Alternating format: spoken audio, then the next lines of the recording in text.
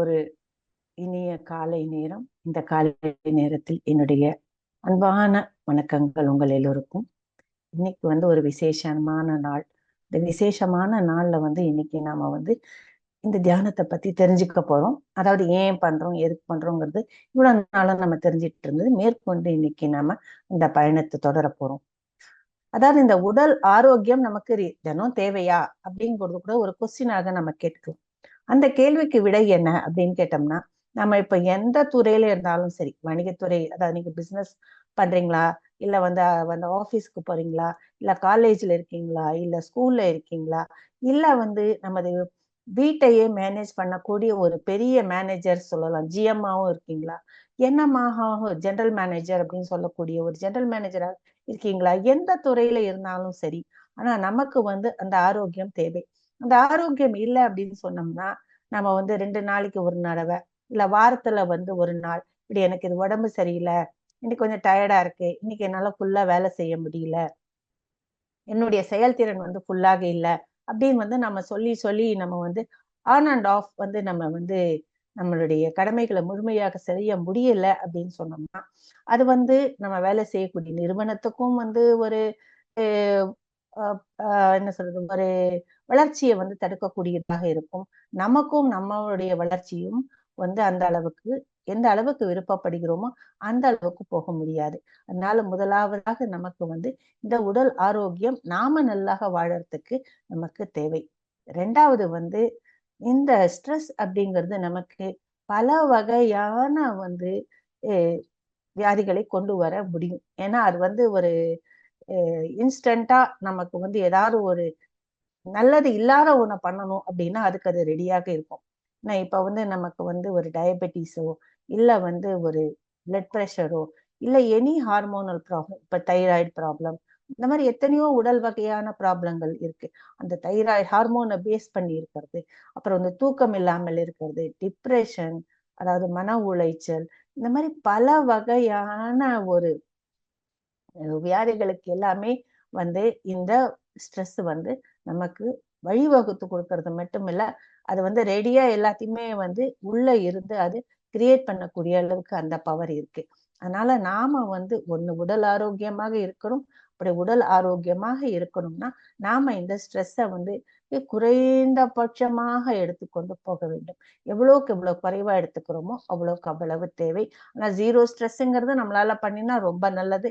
அப்படி இல்லைனாலும் எதுக்கு தேவையோ அதுக்கு மட்டும் நாம எடுத்துட்டு, அதையும் கொஞ்ச நேரம், ஒரு அரை மணி நேரம், 1 மணி நேரம் இருந்துட்டு அதுல நம்ம வெளியே வந்துடணும். எவ்வளவு சீக்கிரம் நம்ம அந்த ஸ்ட்ரெஸ் மோட்ல இருந்து வெளியே வருமோ அவ்வளவு சீக்கிரம் நமது உடல் இயல்பான ஒரு நிலைக்கு திரும்புறதுக்கு திரும்பும். அப்பதான் திரும்புறதுக்கு அதற்கு ஒரு வசதியை நாம செஞ்சு கொடுக்கிறோம். சோ அதனால நம்ம மெயினாக நினைவு வச்சு கொள்ளக்கூடியது, ஸ்ட்ரெஸ்ஸை எவ்வளவு குறைவா எடுக்கிறது மட்டுமல்ல, எவ்வளவு சீக்கிரம் ஸ்ட்ரெஸ்ல நம்ம வெளியே வரோம் அப்படிங்கிறத நம்ம நோட் பண்ணிக்கக்கூடிய ஒண்ணு. இப்படி இந்த ஸ்ட்ரெஸ்ஸை எல்லாம் வெளியே கொண்டு நமக்கு ஒரு நல்ல ஒரு வாழ்க்கை, நீ இப்படி இந்த வாழ்க்கையை வாழ்ந்தனா நல்லா இருக்கும் அப்படின்னு நமக்கு ஒரு வழிவகுத்து கொடுக்கறது இல்ல, ஒரு ரோடையும் போட்டு கொடுக்கறதுங்கிறது இந்த தியானம். இந்த தியானம் நமக்கு ஸ்ட்ரெஸ் மட்டும் இருக்கல, மனதளவிலையும் உடல் அளவிலையும் உணர்வளவுகளிலும் எல்லாத்தையுமே மாத்தி நம்மளே ஒரு புது மனிதனாக மாற்றக்கூடிய ஒன்று. அது மட்டுமில்ல, நாம புது வகையாக ஏதாவது யோசிக்கணும், புது வகையாக ஏதாவது செயல் பண்ணணும்னா அதுக்கு நமக்கு புது வகையான ஒரு எண்ணங்கள் தேவை. அப்படிங்க புது வகையான எண்ணங்களை கொடுக்கக்கூடியது, அப்புறம் கான்சென்ட்ரேஷன் கொடுக்கக்கூடிய ஒன்று. அது மட்டுமல்ல, நாம ஏதாவது செய்யறதுக்கு பயந்துகிட்டே இருக்கும். அதாவது செய்யலாமா வேண்டாமா, என்னால முடியுமா முடியாதா அப்படிங்கிற ஒரு நிலையிலாம் நாம் இருக்கிறதையெல்லாம் விட்டுட்டு, கரெக்டா நீ என்ன செய்யணுமோ அழகா செய்யுங்கள். உள்ள இருந்து ஒரு தைரியத்தை நமக்கு கொடுக்கக்கூடிய ஒண்ணு. அது மட்டும் நம்மளுடைய செல்ஃப் கான்பிடன்ஸ் அப்படிங்கிறது இதை பில்ட் பண்ணும். இப்படி நம்ம பல வகையான நன்மைகளை இது செஞ்சுக்கிட்டே போகும். செஞ்சுக்கிட்டே போறதுனால இந்த லிஸ்ட் ரொம்ப பெருசு. அதனால நம்ம சிலரை தான் நாம இன்னைக்கு சொல்லியிருக்கோம்.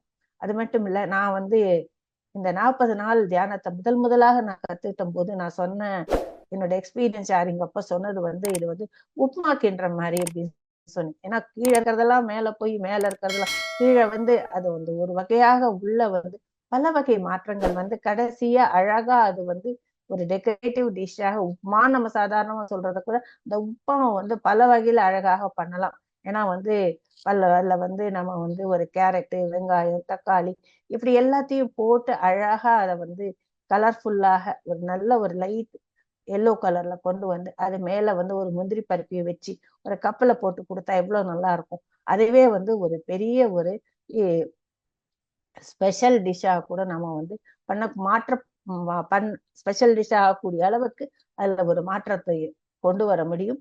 அந்த மாதிரி எனக்கு இந்த மாற்றம் உள்ள இருந்து வெளியே, வெளியே இருந்து உள்ள ரெண்டுமே ஏற்பட்டது இந்த தியானம் பண்ணும். அடுத்து வந்து இப்ப வந்து நாம இந்த உடல் அளவுல தான் இருக்கோமா, நம்ம இந்த வெறும் உடல் தானா அப்படின்னு நம்ம கேட்டோம்னா கண்டிப்பாக நம்ம இந்த உடல் கிடையாது. இந்த உடலை விட மிக மிக பெரிய ஒரு உருவம் தான் நாம. ஆனா அந்த உருவம் நமக்கு கண்ணுக்கு தெரியறது இல்லை. அதாவது ரொம்ப பரவிய ஒரு விரிவான ஒரு நாம் தான் அது. அந்த நாம் தான் அப்படிங்கறத வந்து நாம் இல்லைன்னா நான் அப்படிங்கறத நாம வந்து எப்படி கண்டுபிடிக்கிறது? அப்படி கண்டுபிடிக்கிறதுக்கும் இந்த தியானம் வந்து நமக்கு உதவி செய்யும்.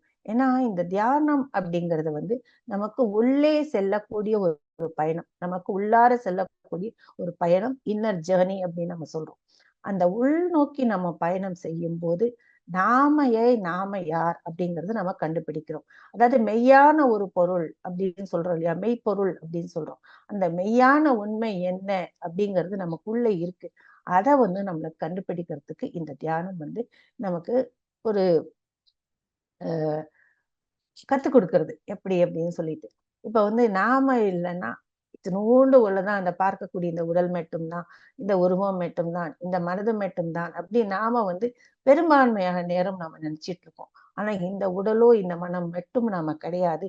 நமது தனிப்பட்ட சுயம் அப்படிங்கிறது மிகப்பெரிய ஒண்ணு. அப்போ உள்நோக்கி நம்ம பயணம் செய்யும் போதுதான் நான் யார், நான் எதுக்காக இங்க வந்திருக்கேன், என்னுடைய கடமை என்ன, நான் உண்மையானவன் எப்படி இருக்கிறேன், என்னுடைய குணநலன்கள் என்ன, அதை வந்து நம்ம எப்படி பிரதிபலிக்க முடியும் மற்றவங்களுக்கு, இந்த மாதிரி ஒரு பெரிய ஒரு உண்மைகள் நமக்குள்ள இருக்கு. அந்த சமாச்சாரங்கள் எல்லாம் நமக்கு தெரிய ஆரம்பிக்கிறது. இப்ப வந்து நாம வந்து ஆகாயத்துல வந்து ஒரு ஸ்பெஷலா ஒரு ஸ்டாரை பார்க்கணும்னு வச்சுக்கோங்க, ஒரு துருவ நட்சத்திரம் பார்க்கணும். இல்லைன்னா சில சமயம் வந்து நமக்கு வந்து இந்த கிரகங்கள் எல்லாம் கூட தெரியும். அதாவது புதன், வியாழன் இந்த மாதிரி எல்லாம் கூட நம்ம வந்து நம்மளால பார்க்க முடியும். அதை பார்த்தாலே கொஞ்சம் ஆகாயத்துல கிளியர் ஸ்கைக்குள்ள நம்மளால இதை பார்க்க முடியும். ஆனா பார்க்கக்கூடியது வந்து நம்ம கண்ணால ஒரு அளவுக்கு தூரமா ஒரு சின்னதா தெரியும். ஆனா அதுவே நீங்க உள்ளபடி பார்க்கணும் அப்படின்னு சொன்னீங்கன்னா அதுக்கு வந்து ஸ்பெஷல் டெலஸ்கோப், அதாவது வந்து ஆஸ்ட்ரல் டெலஸ்கோப் அப்படின்னு சொல்லுவாங்க. அதாவது விண்வெளி தொலைநோக்கி அதை வழியா நம்ம பார்க்கும்போது உண்மையாகவே நம்ம சந்திரன் எப்படி இருக்கு, அதுல இருக்க மேடு பள்ளங்கள் எல்லாம் எப்படி தெரியுது, நம்ம பல நாளா நம்ம சந்திரனை பார்த்து அந்த சந்திரன் இப்ப நமக்கு ரொம்ப பக்கத்துல வந்து தெரிகிறாரு. அந்த மாதிரி நம்மளால அந்த ஒரு டெலஸ்கோப் வச்சு நம்மளால பார்க்க முடியும். அதே மாதிரி நாம நம்மளுடைய உண்மையான யார் அப்படின்னு பார்க்கணும்னா இது உள்நோக்கி பார்க்கக்கூடிய ஒரு டெலஸ்கோப் அப்படிங்கிறது கூட இந்த தியானம் நம்ம சொல்லலாம். இந்த தியானம் வந்து நமக்கு நான் யாருங்கிறது மட்டும் இல்ல, நான் எப்படிப்பட்டவன்கிறது இல்ல, நமக்கு உண்மைகளை புரிய வைக்கக்கூடிய இந்த தியானம். அப்படி என்ன இந்த தியானம் நம்ம பண்றோம் அப்படின்னு பார்த்தோம்னா, இந்த தியானத்துக்கு நம்ம என்ன பண்றோம், ரொம்ப சிம்பிளா பண்றோம். உட்கார்ந்துருக்கிறோம், கண்ணை மூடுறோம், நமது வழக்கமான ஒரு மூச்சு, உள் மூச்சு வெளி மூச்சு கவனிக்கிறோம். விரல்களை ஒன்றோடு ஒன்று கோர்த்துக்கிறோம், காலை வந்து கணுக்கால் அளவுல கிராஸா வச்சுக்கிறோம். இவ்வளவுதான் சிம்பிளா நம்ம பண்றோம். இந்த சிம்பிளா பண்றதுல கூட நாம வந்து மெயினாக கவனம் செலுத்தக்கூடிய ஒண்ணு வந்து நமது உள்மூச்சையும் வெளிமூச்சையும் மட்டும் நம்ம கவனிக்க போறோம். அப்படி வெளிமூச்சையும் வெளிமூச்சையும் நம்ம கவனிக்கும் போது நமது எண்ணங்கள் குறைந்து நாம வந்து ஒரு வெற்றிடத்துக்கு செல்கிறோம், அதாவது ஒரு வெறுமையை காண்கிறோம் அப்படின்னு வந்து நாம இந்த கைடன்ஸ்ல நீங்க தினம் கேட்கக்கூடிய ஒண்ணு. அந்த வெற்றிடம்னா என்ன, அந்த வெற்றிடத்தை வந்து நாம வந்து எப்படி வந்து புரிஞ்சுக்கிறது அப்படிங்கறது வந்து இன்னைக்கு நம்ம பார்ப்போம்.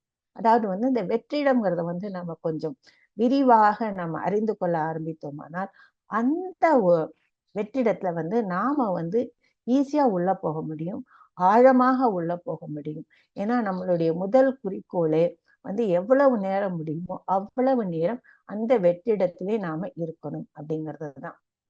இந்த வெற்றிடம் அப்படிங்கிறத வந்து புத்தர்கள் எல்லாம் சூன்யம் அப்படின்னு சொல்றாங்க. சூன்யம்னா வந்து எதுவுமே இல்லாத ஒன்று. அந்த இடத்துல எதுவுமே கிடையாது. உடல் கிடையாது, மனம் கிடையாது, செடி கிடையாது, தாவரம் இல்லை, நீர் இல்லை, எதுவுமே இல்லை அந்த இடம். அப்படிப்பட்ட ஒரு ஒரு ஒரு விரிந்த பரப்பு தான் அந்த வெற்றிடம் அப்படிங்கிறது. அந்த வெற்றிடம் வந்து பல இதுல வந்து பல மாறி வந்து சொல்லியிருக்கிறாங்க. ஆனா அந்த வெற்றிடத்தை எல்லாமே போகும்போதுதான் நமக்கு வந்து அந்த ஆற்றலை உணர்கிறோம். நம்ம வந்து குவாண்டம் பிசிக்ஸ் சொல்றது இல்லையா, நம்ம எல்லாருமே 99.99% நாம வந்து ஆற்றல் அப்படின்னு சொல்றோம். இந்த 99.99% ஆற்றல் அப்படின்னு நம்ம பல தடவை சொன்னா கூட அதை வந்து நாம அனுபவிக்கணும், நாம அதை உணரணும். அப்படி உணரணும்னா நாம வந்து அந்த வெற்றிடத்திலே இருக்க வேண்டும்.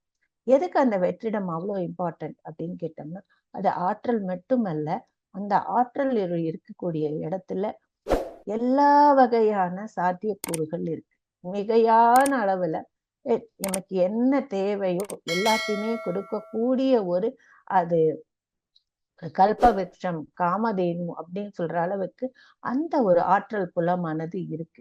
அதனால நாம அந்த ஆற்றல் புலத்துல நாம வந்து போய் நாம வந்து நமக்கு என்ன தேவையோ அதை நாம கவனிக்கும் போது நாம வந்து அதை கையில கொண்டு வர முடியுது.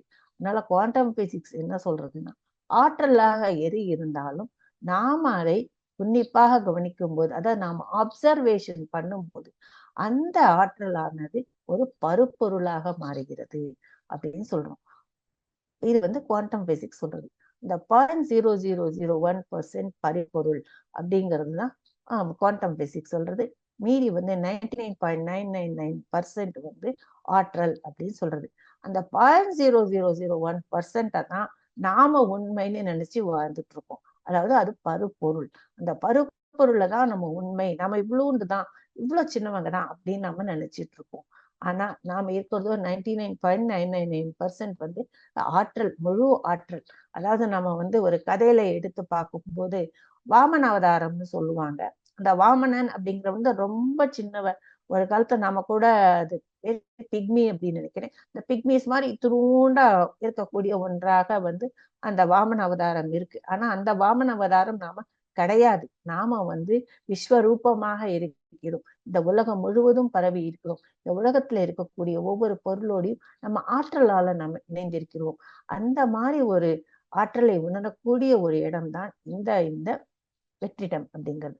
அந்த வெற்றிடத்துல போகும்போது அந்த நம்ம எனர்ஜியில ஒன்னாகும் போது நாம எல்லாருமே ஒன்று அப்படிங்கறத நம்ம புரிஞ்சுக்கிறோம். அப்படி புரிஞ்சுக்கிறது மட்டும் இல்ல, உனக்கும் எனக்கும் எந்த வகையான வேறுபாடு கிடையாதுங்கும் போது நம்ம எல்லாருமே ஒன்று அப்படிங்கிற ஒரு ஒன்னஸ்க்கு கொண்டு வருகிறோம். நாம எல்லாருமே வந்து ஒன்றோடு ஒன்று தொடர்புடையவர்கள் அப்படின்னும் நாம வந்து புரிய ஆரம்பிக்குது. நாம மட்டுமல்ல, இந்த உலகத்துல வாழக்கூடிய ஒவ்வொரு உயிரினத்தோடும் நாம இணைந்திருக்கிறோம் ஆற்றல் வழியாக.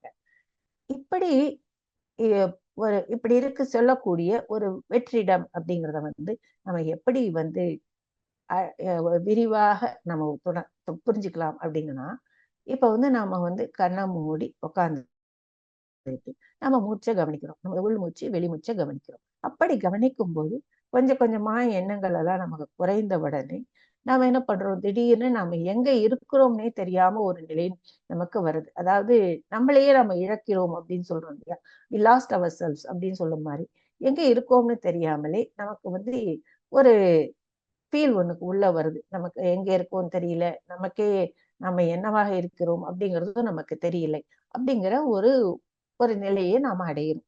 அப்படி அந்த நிலை அடையும் போது இப்ப வந்து நீங்க ஒரு ரூம்ல உட்கார்ந்துருக்கீங்க அப்படின்னு வச்சுக்கோங்க. அந்த ரூம்ல உட்கார்ந்து நீங்க தியானம் பண்ணும்போது இந்த மாதிரி ஒரு என்ன நான் எங்க இருக்கேன்னு தெரியாத ஒரு நிலையில இருக்கீங்க அப்படின்னு சொல்லும்போது கண்ணை மூடி உட்கார்ந்துருக்கும் போது முதலாவதாக இந்த ரூம்ல இருக்க பர்னிச்சரை வந்து விலகிடுது. அதாவது அகற்றப்படுகிறது, விலகுகிறது, எப்படி வேணா நம்ம வச்சுக்கலாம். முதல்ல அந்த பர்னிச்சர் அந்த ரூமை விட்டு நம்ம கண்ணை விட்டு போயிடுறது. அடுத்தது வந்து அதுக்கு போன பின்னாடி அந்த ரூம் நம்மளை விட்டு விலகிறது. இந்த ரூமுக்கு அப்புறமா நம்ம வீடு விலகுறது. இந்த வீடும் விலகும் போது அடுத்து வந்து நமக்கு அந்த காலனி, நம்ம எந்த இடத்துல இருக்கோமோ அந்த காலனி போறது. அடுத்தது நாம் இருக்கக்கூடிய நகரம் போகிறது. அந்த நகரத்துக்கு அப்புறமா நம்மளுடைய கண்ட்ரி போகுது. கண்ட்ரி போன பின்னாடி இந்த புவியை விட்டே நம்ம போறோம். இந்த புவியும் போன பின்னாடி ஆகாசமும் இல்லை, இதுவும் விலகுது, கடலும் விலகுது, விண்வெளிகளும் விலகுது, நட்சத்திரமும் விலகிறது. ஏன் சூரிய சந்திரங்கள் கூட இல்லாத ஒரு நிலைக்கு நாம போகிறோம்.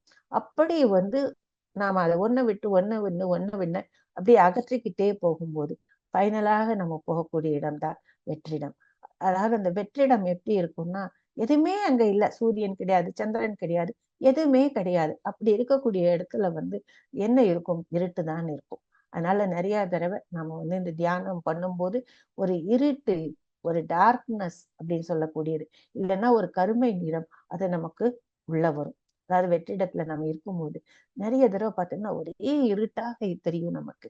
இல்லைன்னா நம்ம சுரங்க பாதை வழியாக உள்ள போற மாதிரி தெரியும். இப்படி பலவிதமாக நாம அந்த காட்சிகளை நாம காண நேரிடும்.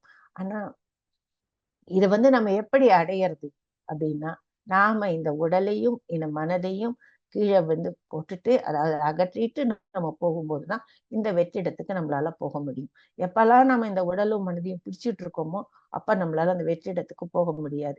இப்ப நான் பெங்களூர்ல இருந்து நான் சென்னைக்கு போகணும்னா நான் பெங்களூரை விட்டுட்டு நான் சென்னையை நோக்கி பயணம் பண்ணாதான் என்னால போய் சென்னையை சேர முடியும். அதாவது பெங்களூரை நான் கீழே விட்டுடணும், இல்லைன்னா கீழே போட்டுன்னு எப்படி வேணா நம்ம சொல்லிக்கணும். இதை விட்டுட்டு பெங்களூரை விட்டுட்டு நான் போகும்போதுதான் சென்னையில நான் சேர முடியும். நான் பெங்களூர்ல உட்காந்துட்டே நான் சென்னையை பத்தி கற்பனை பண்ணிக்கிட்டு எப்படி இருக்கும் அப்படி இருக்கும் அப்படின்னு சொன்னோம்னா அது கற்பனையாகத்தான் இருக்க முடியும். அதனால நம்ம இங்க இருந்து ஒரு இடத்துக்கு போகணும்னா இப்ப இருக்கிற இடத்த நாம கீழே போடணும். அப்படி கீழே போடும்போதுதான் நம்ம இன்னொரு இடத்துக்கு போக முடியும். அது மட்டுமல்ல, நம்முடைய எண்ணங்கள் எல்லாமே ஒரு 3 சமாச்சாரத்தை சேர்ந்து இருக்கு. அதாவது நமக்கு எல்லாருக்குமே தெரியும், நம்ம 50ல இருந்து 60,000 எண்ணங்கள் வந்துட்டே இருக்கு. அந்த எண்ணம் மேல போகுது, கீழே போகுது, அவ்வளவுதானே தவிர்த்து. ஆனா எண்ணங்களோட தான் நம்ம வாழ்ந்துட்டு இருக்கோம். அந்த எண்ணங்கள் எல்லாமே ஒரு இடத்தை பொறுத்தோ, ஒரு மனிதனை பொறுத்தோ, இல்ல பொருளை பொறுத்தோ இருக்கும். அதாவது பீப்புள், பிளேஸ் அண்ட் திங்ஸ், இந்த 3 சுத்தி சுத்தி தான் வரும். இந்த 3 சுத்தி வரும்போது மட்டுமில்லாமல் ஒரு காலத்தையும் சேர்ந்து இருக்கும். அதாவது அது கடந்த காலமாக இருக்கலாம், நிகழ்காலமாக இருக்கலாம், இல்ல எதிர்காலமாக இருக்கலாம். அந்த நம்ம வரக்கூடிய எண்ணங்களை நாம ஒரு அனலைஸ் பண்ணி பார்த்தோம்னா இதுக்குள்ளதான் இருக்கும், இந்த 3க்குள்ளதான் இருக்கும். இப்ப நான் இப்போ ஒரு புது வீட்டுல இருக்கேன். ஆனா 10 வருஷத்துக்கு முன்னாடி நான் நுங்கம்பாக்கத்துல ஒரு வீட்டுல இருந்தேன் அப்படின்னு நான் சொல்லும் போது, 10 வருஷத்துக்கு முன்னாடி நான் நுங்கம்பாக்கம் வீட்டுல இருந்தேன்னா அந்த வீடு எவ்வளவு நல்லா இருந்ததுன்னு சொல்றீங்க. அவ்வளவு நல்லா இருந்தது. அதுல நாங்க இத்தனை பேர் அந்த வீட்டுல நாங்க இருந்தோம். ரொம்ப ஒரு மகிழ்ச்சியாக இருந்தோம். அது ஒரு ஸ்பெஷல் வீடு எனக்கு அப்படின்னு இப்ப நம்ம சொன்னோம்னா அது ஒரு காலகட்டம். 10 வருடத்துக்கு முன்னாடி நாம இருக்கோம், அந்த வீடு பொருளை பத்தி இருக்கோம், அங்க இருக்கக்கூடிய மனிதர்கள் பற்றி, இப்படிதான் நம்மளுடைய எண்ணங்கள் சுத்தி சுத்தி வந்துட்டு இருக்கு. அதனால முதலாவதாக நம்ம என்ன பண்றோம், அந்த எண்ணங்களை நம்ம மனதை விட்டு எடுக்கிறோம். அப்படி மனதை விட்டு நம்ம எடுக்கணும் அப்படின்னா அது நம்ம இடம், பொருள், காலம், இந்த 3மே சேர்ந்து இருக்கக்கூடியது எல்லாத்தையுமே நம்ம கீழே போட்டுறோம். எந்த பொருளை பத்தியோ, எந்த மனிதர்களை பற்றியோ, எந்த இடத்தை பற்றியோ இருக்கக்கூடிய எல்லா எண்ணங்களையும் நாம மனதில் இருந்து விளக்குறோம். அப்படி மனதில் இருந்து விளக்குறது மட்டுமல்ல, நேரமும் கிடையாது. கடந்த காலம், எதிர்காலம், நிகழ்காலங்கிற எந்த காலமும் கிடையாது. அந்த காலத்தையும் விட்டு இந்த எண்ணங்கள் இந்த 3 எடுக்கிறதையும் விட்டுட்டு அதுக்கு அப்புறமா நாம போகும்போதுதான் நமக்கு அந்த வெற்றிடம் அப்படிங்கிறது வருது. அந்த வெற்றிடத்துக்கு நாம போகும்போது சிலருக்கு அது வந்து டார்க்காக தெரியலாம், சிலருக்கு அது ரொம்ப பிரைட்டா தெரியும், அப்படி ஒளிப்பிழம்பாக தெரியும். ஏன் ஒளிப்பிழம்பாக தெரியும் அப்படின்னா, சில எனர்ஜிங்கிறதே ஒண்ணு அலைகளாக இருக்கும், இல்லைன்னா அது ஒளியாகவும் இருக்கும், லைட்டாகவும் இருக்கும். அந்த லைட்டை சில பேர் பார்ப்பாங்க. சில பேர் கடந்த ஒரு கடலாக பார்க்கலாம். சில பேருக்கு ஆகாயமாக அது தெரியலாம். சில பேருக்கு நல்ல ஒரு இயற்கை காட்சியாக தெரியலாம், மலைகள் தெரியலாம், இல்லைன்னா ஒரு கடவுள் கூட அவங்க கண்ணுக்கு முன்னாடி அந்த வெற்றிடத்தில் இருக்கும்போது நமக்கு வரும். அப்புறம் வந்து சில பேருக்கு வந்து அவங்களுடைய ரொம்ப வேண்டப்பட்டவங்களை கூட அவங்க பார்க்கலாம். இப்படி பல வகையான காட்சிகள் நமக்கு வந்து அந்த நேரத்துல வரும். அது மட்டும் இல்ல, சில பேருக்கு வந்து அது ஒரு பாலைவனமாக கூட இருக்கும். அதாவது எதுவுமே இல்லாத ஒரு மணல் பரப்பு. அந்த மணல் பரப்புல வந்து ஒரு செடியோ கொடியோ மரமோ எதுவுமே இல்லை. எங்க பார்த்தாலும் ஒரே விரிந்த ஒரு மணல் பரப்பு, ஒரு பாலைவனம் மாதிரி கூட நமக்கு தெரியலாம். ஏன்னா எது முடிவும் இல்லை, தொடக்கவும் இல்லை. அந்த மாதிரி ஒரு இடத்தில் இருக்கக்கூடியதுதான் அந்த வெற்றிடம். இப்படி பலருக்கு பல காட்சிகளாக அது தெரியும். அப்படி நம்ம வெற்றிடத்துல இந்த காட்சிகளை நம்ம காண்கிறோம். அது மட்டும் இல்ல, அந்த வெற்றிடத்தில் இருக்கும்போது நமக்கு பல வகையான அனுபவங்களும் வருது. அதாவது வந்து சில பேருக்கு வந்து உடம்பு வந்து ரொம்ப லைட்டாக ஃபீல் பண்ணலாம். சில பேர் வந்து உடம்பு வந்து ரொம்ப ஹெவியாக ஃபீல் பண்ணலாம். இல்ல வந்து சில பேருக்கு வந்து உடம்பு மேல கீழயும் ஆடுற மாதிரி இருக்கலாம். பறக்கிற மாதிரி வந்து ஃபீலிங்ஸ் இருக்கலாம். இதெல்லாமே வந்து நம்ம முதல் வாரத்துல லதா மேடம் தியான அனுபவங்கள் அப்படிங்கிற இடத்துல வந்து நல்ல விரிவாக சொன்னார்கள். அப்படி வந்து அந்த தியான அனுபவங்களை எல்லாமே வந்து நாம இந்த வெற்றிடத்திலே காண்கிறோம். அதனால இந்த வெற்றிடத்திலே நாம காணக்கூடிய இந்த தியானங்கள் எல்லாருமே நாம ஒரு சாட்சி பாவத்துல பார்க்கணும். ஏன் நடந்தது, எப்படி நடந்தது, எப்படி எனக்கு வந்தது அப்படிங்கறத ஒரு கேள்வியோ பதிலோ ஆராய்ச்சியோ செய்யாம வந்தது, இது வந்தது. இந்த மாதிரி நீ கடல் பரப்ப பார்த்தேன்னா ரொம்ப அழகா இருந்தது, நல்லா இருந்தது அப்படின்னு சொல்லிட்டு நம்ம வந்து ஒரு சாட்சி பாவத்துல அதுல உள்ள ஆராய்ச்சி பண்ண வெளியே பார்த்தோம்னா அதை வந்து நம்ம ஏத்துக்கிறது நல்லது. ஆனா தியானம் பண்ணும்போது இந்த மாதிரி அனுபவங்கள் வரும். தியானத்துக்குள்ள இருக்கும்போது நம்ம இதெல்லாம் ஆராய்ச்சி பண்ண வேண்டாம். ஆனால் அந்த தியானம் முடிந்தவுடன் நம்ம என்ன காட்சியை நாம கண்டோமோ அதை வந்து எழுதி வச்சுக்கலாம் நாம. அப்படி எழுதி வச்சுக்கும் போது சில சமயம் வந்து நாம எந்த கேள்விகளுக்கு விடை தேடுறோமோ அந்த விடை இதிலே கிடைக்கலாம். சிலது நம்ம என்ன பண்ணணும், எந்த ஒரு ஒய் ஜங்ஷன்ல நின்றுட்டு லெஃப்ட்ல போகணுமா ரைட்ல போகணுமா அப்படின்னு பார்க்கும்போது நம்ம எந்த டைரக்ஷன்ல போகணும் அப்படிங்கிறதுக்கு கூட ஒரு விடை நமக்கு கிடைக்கும். அதனால பல வகையான ஒரு தீர்வுகளும் நமக்கு இந்த தியானத்திலே நமக்கு கிடைக்கும். அதனால வந்து தியானம் பண்ணிட்டு தன்னிட்டு விட என்ன ஒரு எக்ஸ்பீரியன்ஸ் பண்றதோ அந்த எக்ஸ்பீரியன்ஸை நம்ம நோட் பண்ணிட்டே வந்தோம்னா நாம் அதை திரும்பி பார்க்கும்போது நமக்கு தேவையான விடைகள் அதுல இருந்து கிடைக்கும். அதனால நாம் அந்த வெற்றிடத்தில் போகும்போது இதெல்லாம் நடக்கிறது. அதனால நாம செய்யக்கூடிய தியானம் வந்து ஒரு நல்ல தியானம்.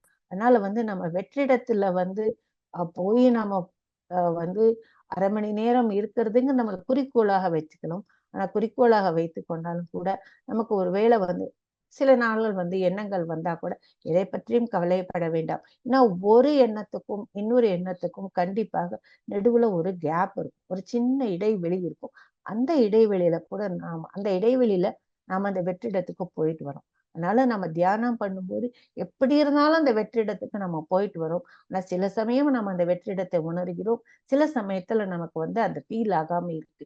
ஆனா நம்ம தியானம் பண்ணும்போது கண்டிப்பாக நம்ம அந்த வெற்றிடத்துக்கு போகிறோம். அந்த வெற்றிடத்துக்கு போகும்போதுதான் நம்மளுடைய ஒரு நடைமுறை பாவனை பிஹேவியர்லி நிறைய சேஞ்சஸ் வரும். அதனால இந்த வெற்றிடத்தை வந்து நாம வந்து பின்னர் கரெக்டாக இன்னைக்கு நம்ம வந்து ஒரு விரிவான முறையில இன்னைக்கு நம்ம வந்து பார்த்திருக்கோம். அதனால வந்து இன்னையிலிருந்து செய்யக்கூடிய தியானம் நீங்கள் இன்னும் ஆழமாக உள்ள போய் இன்னும் நிறைய எக்ஸ்பீரியன்சஸ் நீங்க வந்து ஃபீல் பண்ணலாம். அப்படி எக்ஸ்பீரியன்ஸே ஒண்ணும் இல்லை, எனக்கு வெறும் அமைதியா இருக்கு, எதுவுமே என் கண்ணுக்கு தெரியல, நான் வந்து கண்ணை மூடிட்டு அப்படியே உட்காந்துருந்தேன் அழகா அப்படின்னு சொன்னோம்னாலும் அதுவும் ஒரு எக்ஸ்பீரியன்ஸ் தான். அந்த எல்லா வகையான எக்ஸ்பீரியன்ஸ் ஆக நம்ம எடுத்துக்கிறோம், ஒரு அனுபவமாக நம்ம எடுக்கிறோம். அனுபவங்கள் வந்து கலர் தெரியலாம், இல்ல வந்து சில ஜியாமெட்ரிக்கல் பேட்டர்ன் தெரியலாம். தெரிஞ்சாலும் அது கரெக்ட் தான், தெரியாம இருந்தாலும் கரெக்ட் தான். ஆனால் எல்லாமே நல்ல தியானம். அந்த தியானம் பண்ணும்போது நம்ம வெற்றிடத்துல இதை புரிஞ்சுக்கிட்டோம்னா இன்னும் நம்ம வந்து எப்படி எண்ணங்களை விலக்கிட்டு நம்ம உள்ள போறதுங்கிறது நமக்கு அந்த ஒரு வழி நமக்கு தெரியும்.